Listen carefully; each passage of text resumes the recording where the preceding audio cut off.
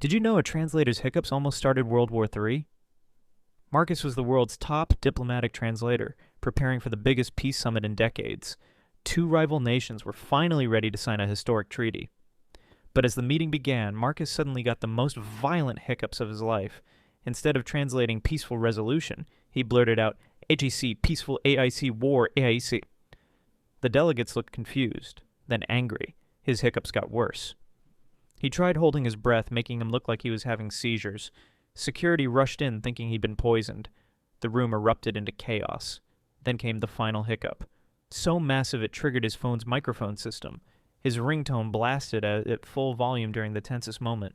But instead of walking out, both leaders burst into laughter. They spent the next hour teaching him international hiccup cures. The treaty was signed while Marcus drank water upside down.